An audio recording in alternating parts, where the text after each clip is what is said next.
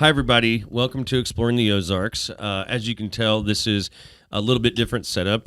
We do normally have our fabulous DJ slash producer over here that gives us a really cool intro. But today, we've decided that we're doing something a little bit different based on what's going on over in the Middle East today. And I did preface this before with David that, first of all, we have Mr. David Romano here. And David, tell everybody what you do real quick.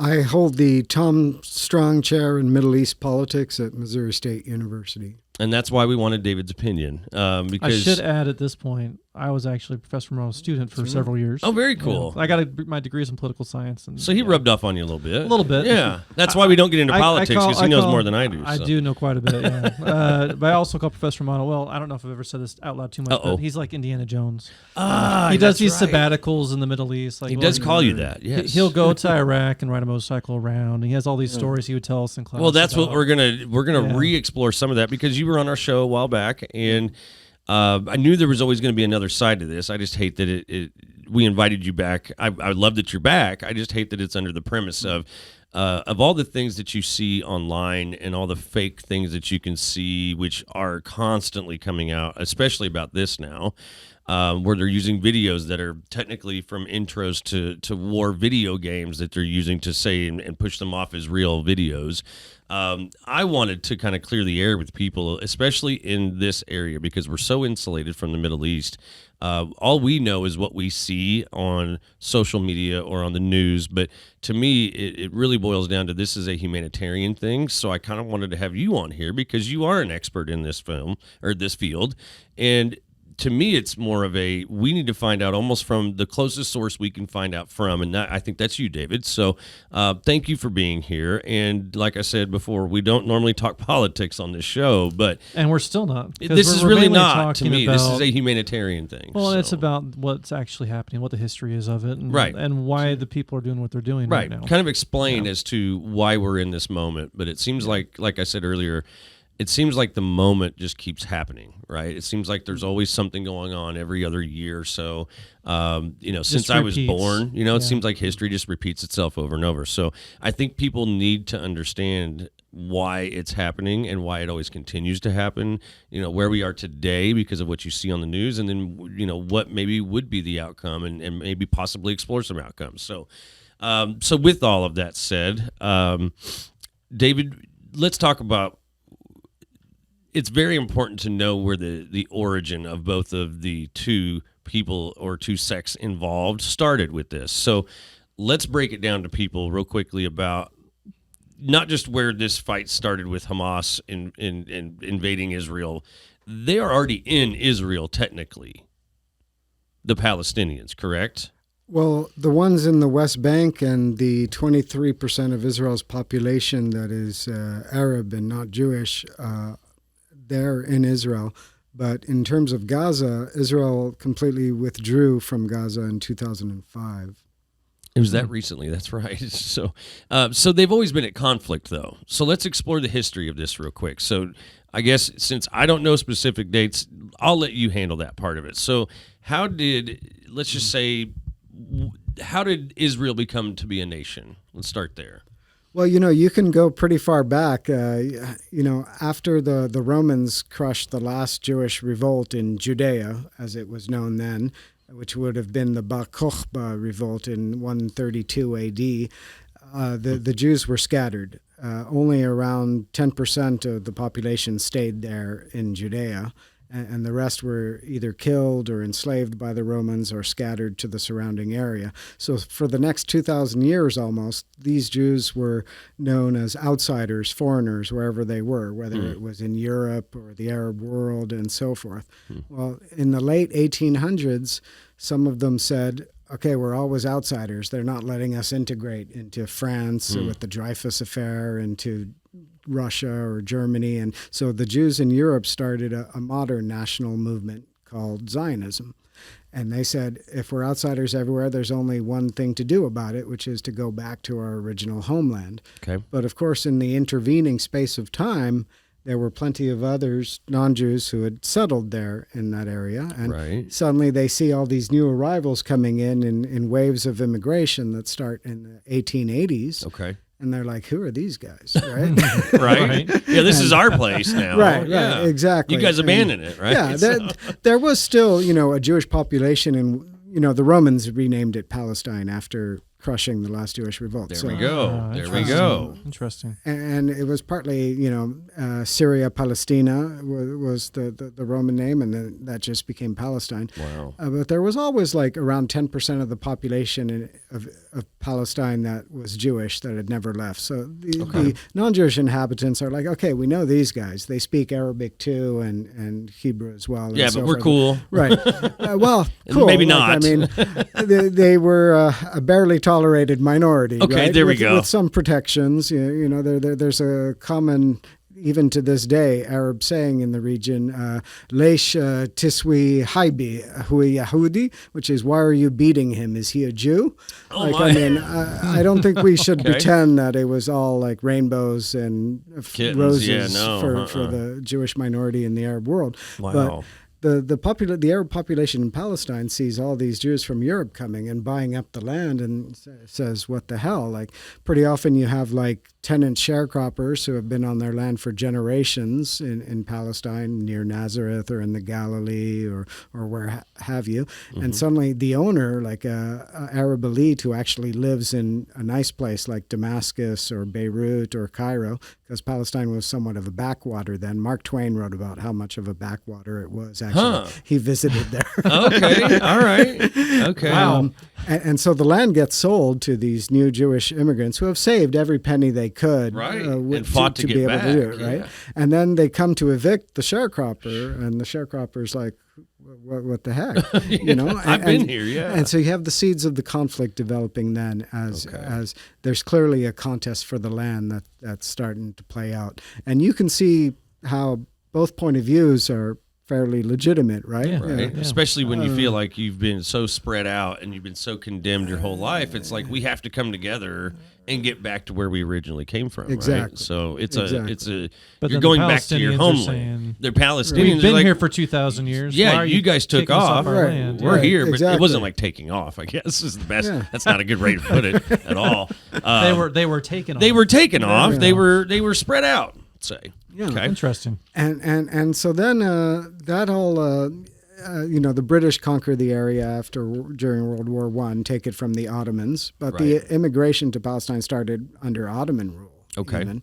And as the communal tensions start boiling over, the British shift from being kind of in favor of Jewish immigration to Palestine. You had the Balfour Declaration in 1917, to by the 1930s saying, oh, the Arabs are revolting. There's a lot more Arabs than Jews. And they say, we're going to change our policy. And they issue a white paper forbidding further Jewish immigration to Palestine. And Interesting. That was in 1936. Now, of course, what was happening in Europe right at World War that II. time. Yeah. And so the Jews who were killed in the Holocaust they had nowhere to go. No one would take them. America wouldn't take them. We said America was full. Really? Canada wouldn't take them. I didn't realize that, though, Yeah. actually. And there's a good documentary on PBS about that, America and the Holocaust. Oh, I man. think that it was in the 1930s. Like we actually turned ships back. Yeah, they were even full of Jews that made it to America, and then they were turned back to even Germany. a ship full of children that was forced to go my back to Europe. Yeah, But That's wild. the Arab population that became the Palestinians is like, okay, yeah, but that wasn't us. Like, we didn't do that. Right. that's fair. Right.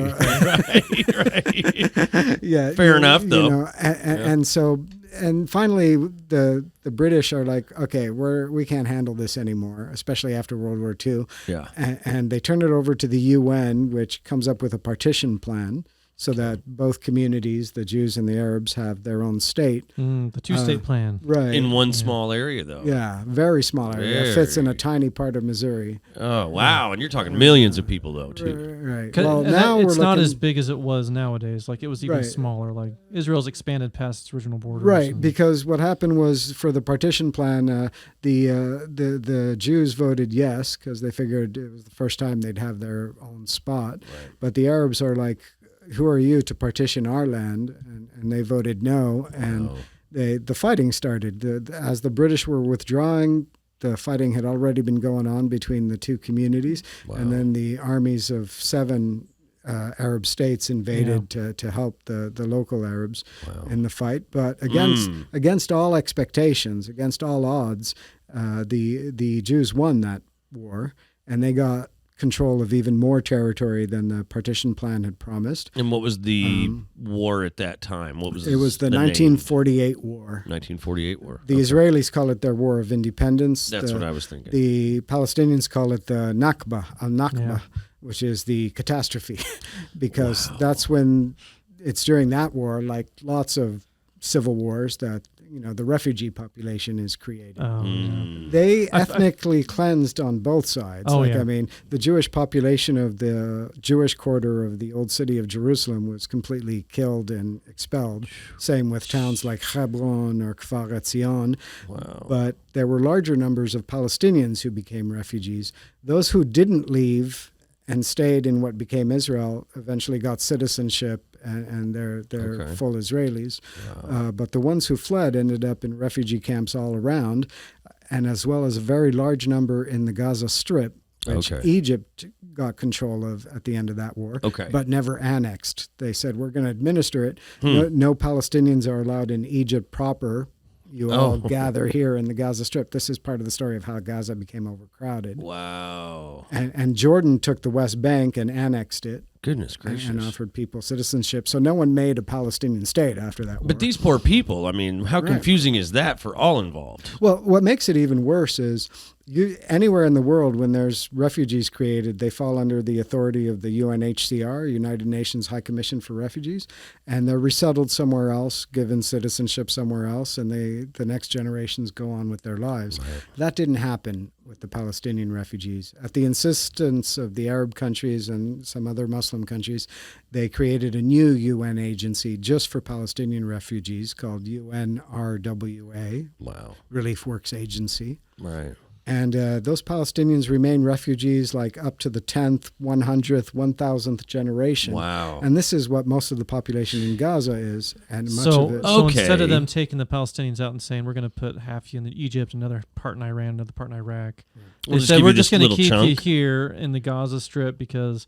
And this is what we were talking about before. It's like it's intentionally there so they can cause trouble for Israel. But they didn't even give them a chance to not really. say, here, we need to help you expand this, keep it under control. Here's enough land to do what you need to do. They put them on this little strip of beach pretty much. Right. And expect them to thrive. And no, I don't think they expect them to thrive. Okay. Well, the logic is it stays an open wound, and they're telling them that you're going to get Palestine back. We're essentially going to try to replay the 48 war, which means eliminate Israel. Right. And they raise generation after generation on what's essentially a false hope because they're not going back. Which only feels fuel to the fire, though. Right. I feel like it should be pointed out, too, that I don't think this is Palestinians' idea. This was probably more like Egypt and Iran. Right, the Arab world. And Jordan and all these people. Exactly. So they're just suffering at the hands of other people making decisions for them, It was too. the politics of the time, too. Right. Like, they really wanted to kill Israel. It's still the politics. Egypt's not letting in the population of Gaza right now because it doesn't want them to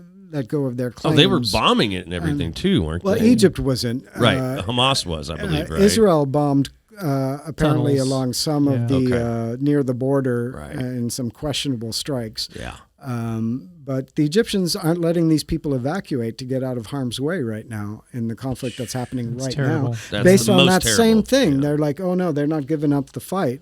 Which is unfortunate because I know Israel and Egypt now have normalized relationships. Right. Like you'd think that since Egypt is okay with Israel existing, they would. Egypt also doesn't want 2.2 million angry Palestinians under I can't blame its them for care, that. and they've had problems with Islamist insurgencies of the Muslim Egyptians Brotherhood and so forth. Well, so sure. you So can does that kind of get that? Is that where the birth of Hamas came from then, and ISIS and all these little offshoot groups? Is I don't want to say Palestinians, but if you are forced to fight, you've got to come together somehow, right? So, well, different groups have their own history. Like ISIS is different in Iraq and Syria. It's more spread out, There's a war in 1967 that occurs wherein Israel again surprises the world and ends up capturing all this territory from the neighbors, including the West Bank from Jordan and the Gaza Strip from Egypt, amongst others. And then all these Palestinians end up under Israeli control.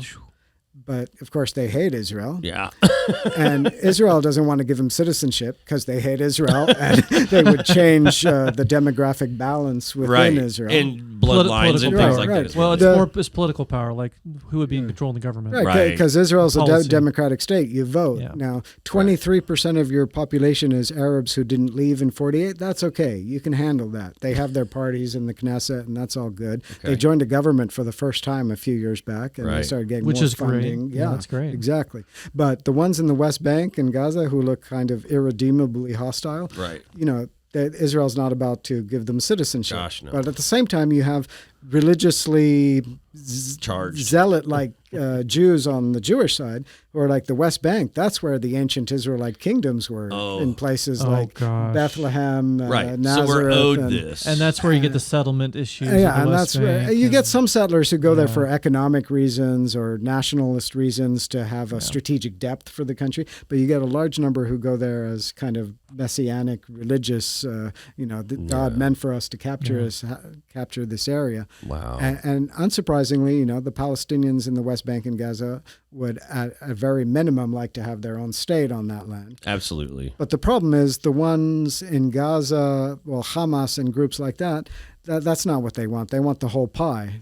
And it's not willing to settle for anything else, though. Yeah. So there's no room for negotiation there. But you need to read, Professor Romano put out basically the bylaws for Hamas onto his Facebook page. Oh, really? And it's an interesting read. It makes you go, okay, I guess there's no negotiating with these people. No. Usually there's not. I mean, even with ISIS, it's our way or nothing at that point. I want to clarify, too, that's Hamas. It's not the Palestinians at large. That's just Absolutely. Hamas. Well, and I think, honestly, the one thing I have taken from the media side of this is that every once in a while, they do define that this is not the Palestinians. This is a Hamas terroristic group. Right, which is a portion of the Palestinians. It is, but it's just like ruining a whole class because you didn't bring enough gum, for everybody. Exactly. The genius of the Oslo peace process during the 90s was they came up with an idea to have confidence-building measures. Israel invited the PLO, the more moderate, which had done also terrorist attacks on Israel throughout history, but they said the one they could negotiate with. Right. They invited them to come back from Tunis, where they had been based in Tunisia, after they had been ejected from Lebanon by Israel, and after Jordan had ejected them from Jordan. It was a long history for the PLO. Still, okay.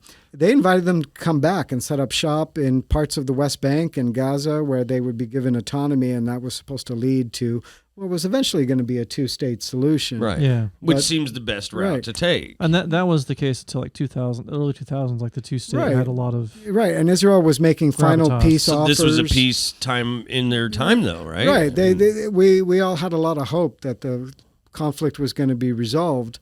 And before the ink was even dry on the Oslo Accords in 93, Hamas rejected it. Remember, we talked about their charter. and they started suicide bombings all across Israel. Okay. And that made a lot of Israelis lurch to the right and say, well, we're not idiots, Right. Which we should define at this point. The Israeli politics don't revolve around domestic stuff like it does in the United States. It's all about how to deal with Palestine at this point. Right. I'm sure there's some domestic stuff. That's what determines if you're left or right in Israel. It's not if you sympathize with the Palestinians, or if you're a hawk on it. Well, it depends on how you're going to deal with them. And the right, ironically, is disproportionately Jews from Arab countries, because all the Arab countries either expelled their Jews or they were forced to leave, and numbers-wise, they were about 800,000, similar to the number of Palestinian refugees. But they were all assimilated and given citizenship in Israel or other countries. Most went to Israel, but those Jews from Arab countries tend to vote hawkish on the issue, against compromise with the Palestinians. You don't want to compromise with some people, but to me, it seems like this has gone on long enough. I mean, since the Greeks left, the Romans left. I mean, pretty much. You're talking 2,000 years, pretty much. This has been going on. I mean, well, there were long periods of peace when Jews were like a protected, if barely tolerated, minority and so forth in the Arab world. But Jews don't want to return to that scenario. They want their own self-determination and protection of what the state offers. But unsurprisingly, Palestinians in the West Bank and Gaza don't want to be under Israeli control forever. They want a future too. So but do they essentially get along, the Palestinians and Israeli common people? On an individual level, you'd be surprised how well they can get along. Right, because you've been over there. Ground. I think it's important for people to know that you were in the Middle East for a long time. I mean, enough to ride a motorcycle through this place for so long. So you've been entrenched in these areas. So that's what's really important about your opinion on this. So expand on this part then. Oh, they eat the same food. The ones from the Arab countries speak Arabic as well, and just don't bring up the politics. Right. But hard not to. Sense of humor and so forth. There's a lot of common ground. Even Islam and Judaism are very similar in the extent of their monotheism and how do they do their prayers and so forth. Yeah. There's a lot of common ground, but the politics have infused everything. Absolutely. Well, it reminds you, there's a video that you showed one of our classes that we were talking about in the foyer. What was it called?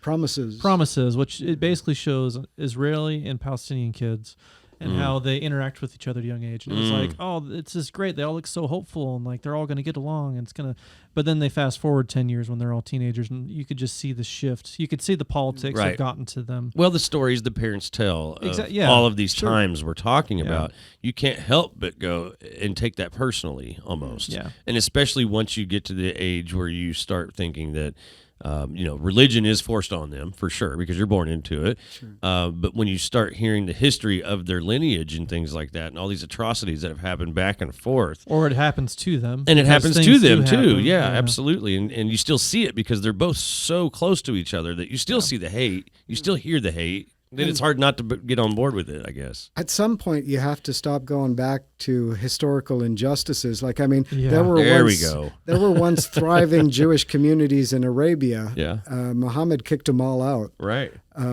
Jews can't keep going back to that issue, or we're going to open a whole can of worms. Right. Every single people in this world can go back and do that. I was going to say that was an understatement of the century right there. Was we all have a past.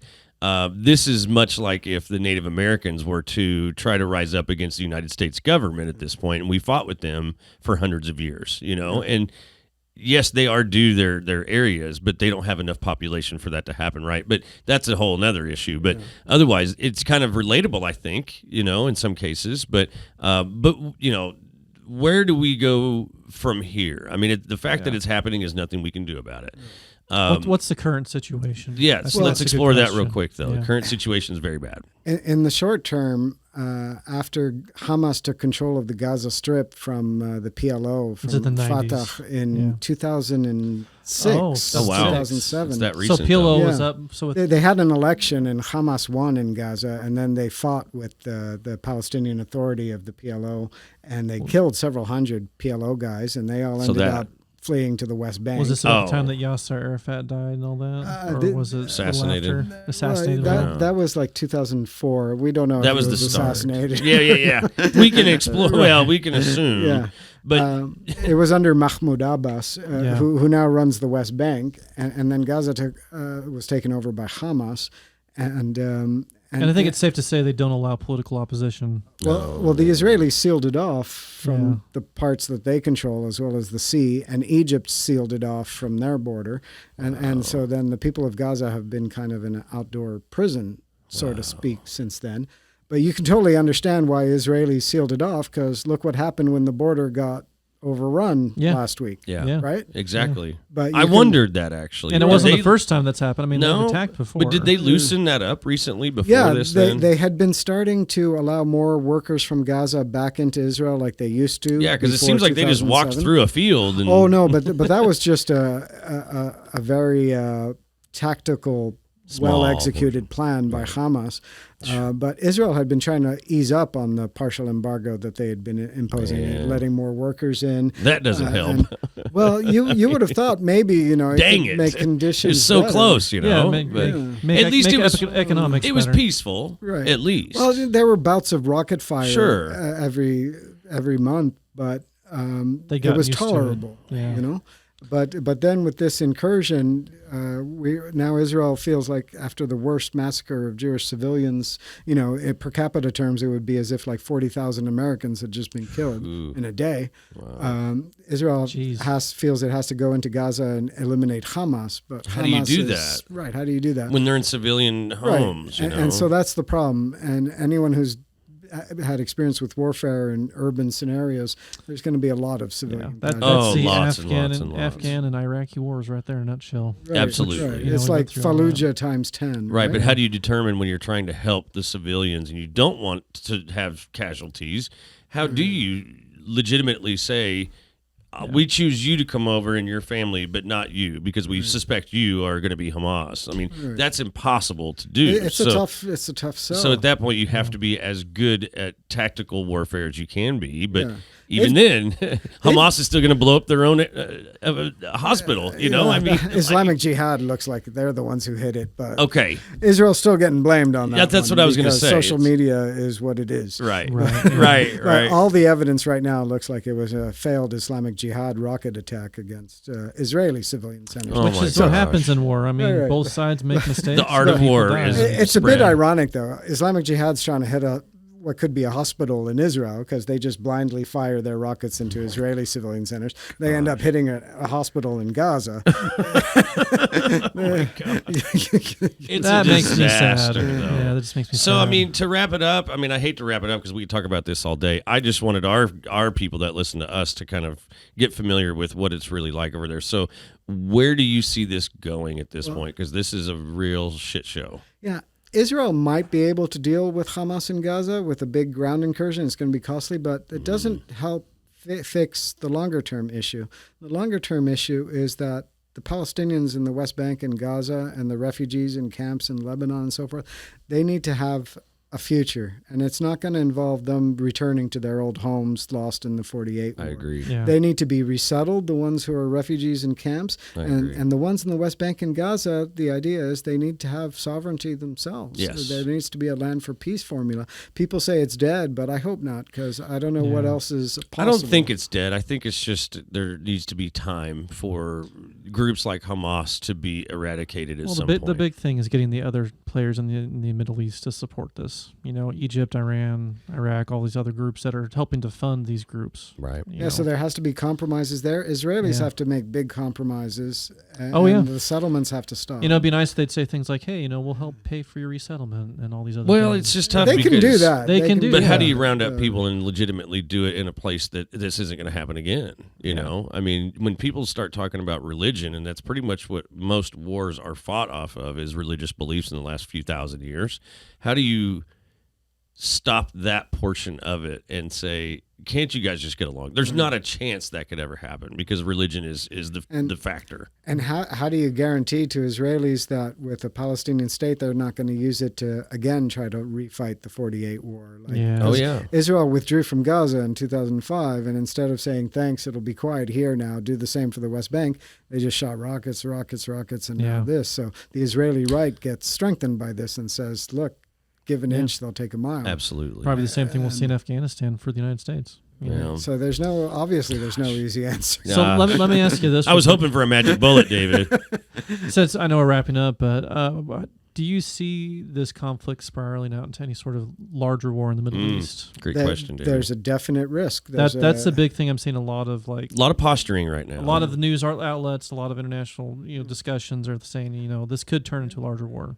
Hamas, Islamic Jihad, Hezbollah in Lebanon, they're Iranian proxies, and they're also their own beasts, but they're Iranian clients, and Iran's threatening to get involved, and we've warned Iran that if they do that, we'll get involved. We've got 2 aircraft carrier groups right out there. Yeah, this could spiral really bad. I know Iraq. You said Iraq. Some of those Shiite militias in Iraq have said they're going to start targeting Americans in Iraq now. Yeah, and then of course you have Syria and Jordan. Protests across the Arab world and the rest of the world too. Do you think this hospital thing? Even that's huge. Nobody's going to believe the facts, unfortunately, because of the way the social media is. So that's easily a lot of fuel to the fire right there. Right. Well, they already decided a long time ago who's guilty, so who needs facts? And the one thing I do see a lot too, before we stop, is one talking point that I didn't even want to talk on, but the more I keep seeing it, the more I kind of want your opinion on it. Is, do you think this was orchestrated to draw us into a war? I don't know. Or do you think this is just a generational war? Look, I think there's a chance Hamas succeeded more than it even expected Right. on its operation. It was almost killing too easy Israeli. for them. Yeah, I don't think they would have expected it to be that easy. They probably killed a lot more Israeli civilians than they were planning to. I'm not trying to excuse them. No. Absolutely. You're right, though. But that's what happens in war. Things spiral out of control. And now Israel's doing the reply, and it could spiral out. They could hit more civilians than they intend. Yeah. Or they could get blamed for the hospital thing. Anything could happen, and that's why it's scary. And almost anything is believable, too, and that's the scary part, you know? Israel doesn't believe in proportional responses to it. It tends to overdo their responses. Well, what's proportional? Is your country itself at risk? Is at what part do you slaughtered? At what point do you say it's not enough? Well, and you have to hit hard if you're a small country surrounded by enemies, which is what Israel is. You can't. You have to protect yourself because you just don't know what's going to be the next thing. Well, there's no magic bullet. We can say that.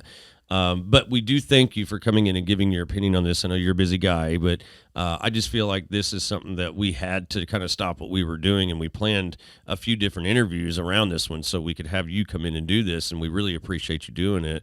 But to hear someone who has been entrenched in it and been around it and knows the history of it, to hear your opinion is super, super valuable to us. So thank you, and maybe we hopefully don't need to get an update in the next few months, but we will certainly keep that on the table as far as talking about it. But David Romano, thank you again so much for being here, and we appreciate it.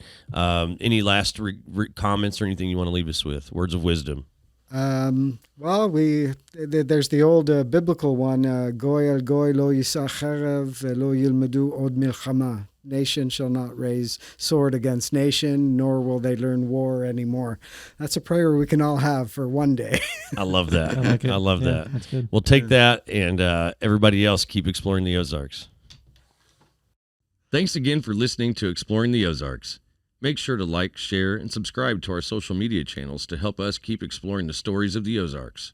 If you're looking for more ways to support our show, we have sponsorships for businesses and Patreon for individual supporters. Check the links in the description for more details. Thanks for your support, and keep exploring the Ozarks.